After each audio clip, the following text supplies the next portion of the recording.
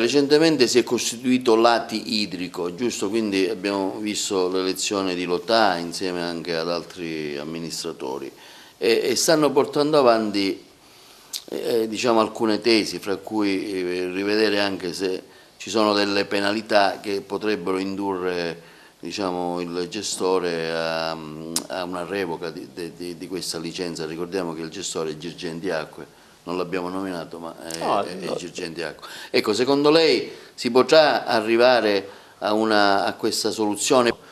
Io non ci credo al fatto che si possa arrivare ad una revoca per via giudiziaria, nel senso che i tempi sono lunghi e poi ogni parte porta le proprie ragioni e che non si capisce bene dove sta la verità. Certamente le amministrazioni hanno parte della verità o gran parte della verità, però si arriva sempre a discussioni che allontanano dal reale problema. E quindi a furia di discutere il rischio è che si arrivi a scadenza naturale del contratto e il problema resta in capo ai cittadini. E allora, al di là delle battaglie giuste che sta facendo l'ATI e che prima magari ha fatto lato idrico, insomma un po' meno, un po' meno, ma sempre i sindaci sempre magari periodicamente si interessano del problema. A mio modo di vedere, bisognerebbe insistere affinché innanzitutto il servizio venga migliorato, e migliorare il servizio significa dare l'acqua ogni giorno al cittadino. Capisco che non abbiamo la bacchetta magica in Sicilia e che le infrastrutture che mancano non si realizzano dall'oggi al domani.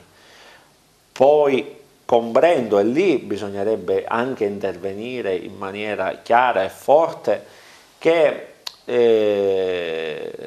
la vendita dell'acqua, per come è stata pensata all'inizio degli anni 2000, è sbagliata, però anche lì c'è un contratto con Sicilia Acque, certo, quindi certo, con i francesi collegati a Bolloré, a Vivendi. Certo, certo.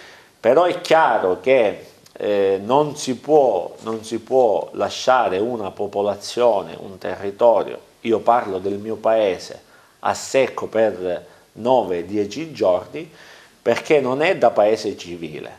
E allora la politica, i sindaci e non solo i sindaci, anche i parlamentari, la prima battaglia che dovremmo fare è quella di trovare le soluzioni e chiedere le soluzioni o trovare assieme le soluzioni a chi gestisce il servizio affinché l'acqua arrivi ogni giorno ai nostri cittadini.